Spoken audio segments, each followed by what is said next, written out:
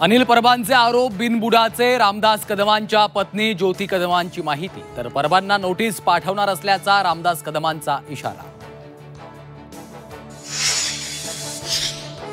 चौथी नापास जरांगेंचं ऐकल्यानं ओबीसींचं आरक्षण गेलं, लक्ष्मण हाकेंचा दावा। तर सुप्रिया सुळे उत्कृष्ट संसदपटू नसल्याचा घणाघात।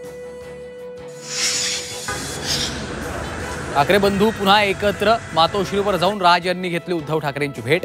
दोघांमध्ये सुमारे अर्धा तास चर्चा। उद्धव ठाकरेंच्या भेटीनंतर उद्या राज ठाकरेंची तातडीची बैठक। मनसे नेते आणि सरचिटणीसांसोबत शिवतीर्थवर आगामी निवडणुकीसंदर्भात होणार चर्चा। रायगडमधील शिवसेना राष्ट्रवादी वाद विकोपाला। आम्ही त्यांच्यावर अवलंबून नाही, असे किती येतील आणि जातील, गोगावलेंचा राष्ट्रवादीला इशारा।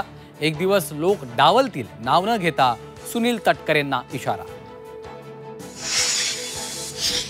अतिवृष्टीमुळे राज्यातल्या शेतकऱ्यांचं मोठं नुकसान झालंय। राज्य सरकारनं सविस्तर प्रस्ताव पाठवल्यानंतर भरीव मदत देऊ, केंद्रीय गृहमंत्री अमित शहांचं आश्वासन।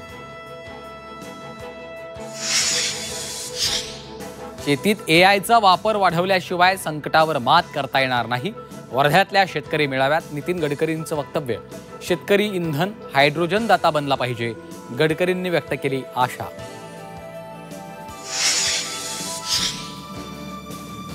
आणि गौतमी पाटीलच्या गाडीचा अपघातापूर्वीचा सीसीटीव्ही। दोघे गाडीतून उतरत असल्याचं सीसीटीव्हीतून उघड। गौतमीवर कारवाई करण्याची रिक्षा चालकाच्या कुटुंबियांची मागणी।